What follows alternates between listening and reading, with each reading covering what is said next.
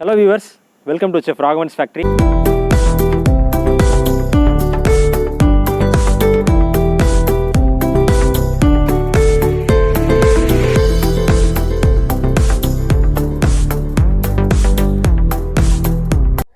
Hi friends, எல்லோரும் எப்படி இருக்கீங்க? நிறைய பேர் தொடர்ந்து மெசேஜ் அனுப்பியிருந்தீங்க நவராத்திரி ரெசிபி கேட்டு. நான் நவராத்திரி விரதம்லாம் இருந்ததே கிடையாது. பட் நிறைய பேர் ஃபாலோ பண்ணுறீங்க இந்த புரட்டாசி நவராத்திரி இந்த இதில்.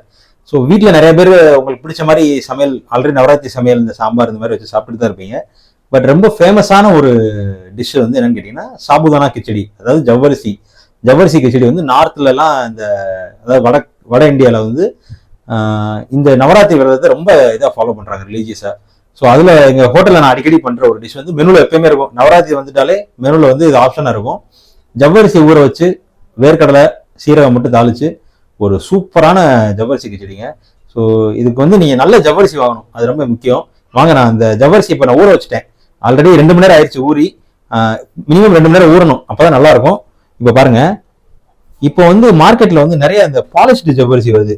அது வாங்காதீங்க, ஏன்னா அது வந்து பாயாசத்துக்கு நல்லா இருக்கும். பட் இந்த மாதிரி கிச்சடிக்கோ வடைக்கோ பண்ணுறதுக்கு நல்லா இருக்காது. ஸோ நம்ம வந்து இன்னைக்கு அந்த பாலிஷ் பண்ணாத மாவாக இருக்குல்ல, இந்த ஜவ்வரிசியை வாங்கி 2 மணி நேரத்துக்கு ஊற வச்சுட்டேன். இப்போ நம்ம அதை வந்து வடிகட்டிடலாம். இந்த ஜவ்வரிசி, அதாவது இந்த சாபுதானா கிச்சடியில் இன்னொரு ஸ்பெஷாலிட்டி இருக்குது. அது என்னன்னு கேட்டிங்கன்னா, இதில் வந்து ரெகுலர் உப்பு போட மாட்டாங்க.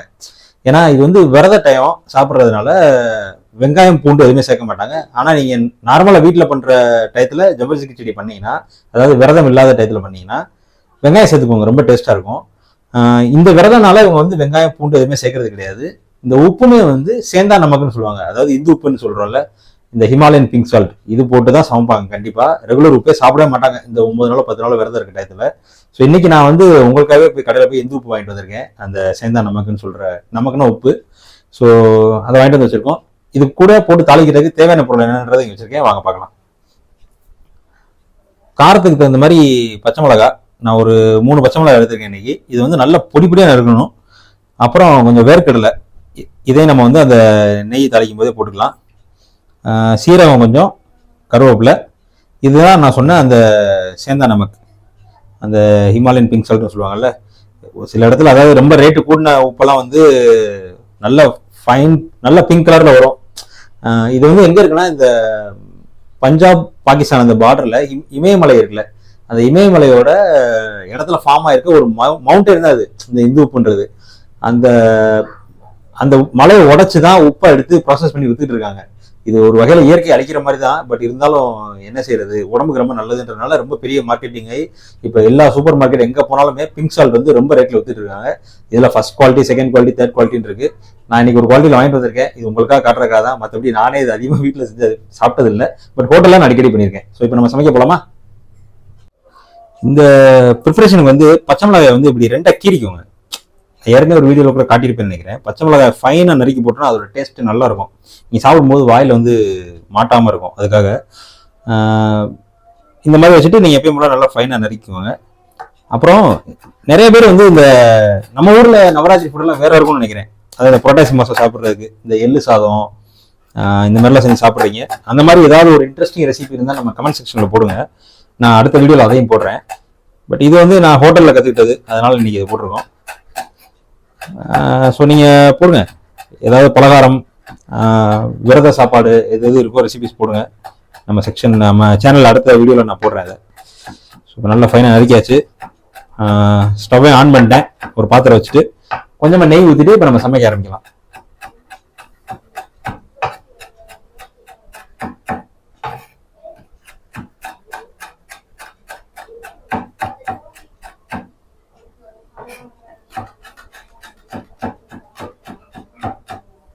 கொஞ்சமாக நெய்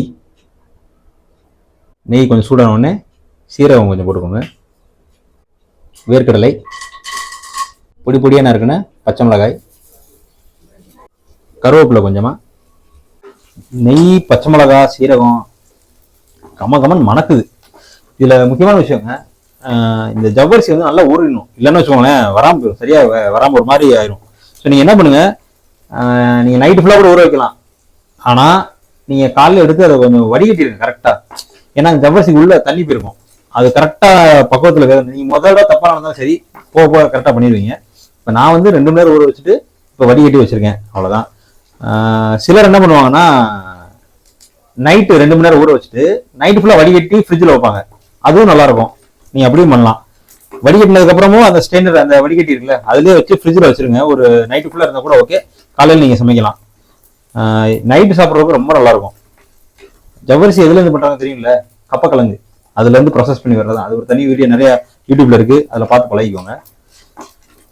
வாங்க, வதங்கிருச்சு. வாவ், சூப்பராக இருக்குல்ல பார்க்குறாங்க. இப்போ நம்ம ஜவ்வரிசி போடலாமா? வடித்து வச்ச ஜவ்வரிசியை போட்டுடலாம். நம்ம எடுத்து வச்ச இந்து உப்பு, பிங்க் சால்ட், அதையும் போட்டுக்கலாம். இப்போ அதை நல்லா மிக்ஸ் பண்ணுங்க. இந்த ஜவ்வரிசி, பீனட், சீரகம் இதெல்லாம் வந்து நல்லா மிக்ஸ் ஆகி நல்லா வேகணும். இப்போ நம்ம ஊற வச்சனால என்ன ஒன்றா, இங்கே பார்த்தீங்களா தெரியுதா, சிலது அப்படியே கலர் மாற ஆரம்பிக்கும். இதெல்லாம் வெள்ளையா இருக்கு பாருங்க, இது வந்து லைட் அப்படியே கொஞ்சம் டார்க் ஆக ஆரம்பிக்கும். அப்படின்னா அது வேக ஆரம்பிச்சிருச்சுன்னு அர்த்தம். இப்போ நல்லா வேகட்டும். இந்த பார்த்தீங்களா கொஞ்சம் அப்படியே தண்ணியாக தெரியுது பாருங்க, இதெல்லாம் வேக ஆரம்பிச்சிருச்சுன்னு அர்த்தம். இவ்வளோதான், சிம்பிள். நான் ஜவ்வரிசி வாங்கின உடனே வந்து பாயாசம் பண்ண போறேன், ரொம்ப ஜாலியாக இருந்தான். ஆனால் நான் கிச்சடி பண்ணிட்டேன் உங்களுக்காக. இப்போ கொஞ்சம் நல்லா அப்படி பரட்டி விட்டே இருங்க, அவ்வளோதான். ஒரு 5 மினிட்ஸ் கூட ஆகலை, ரெடி ஆயிடுச்சு.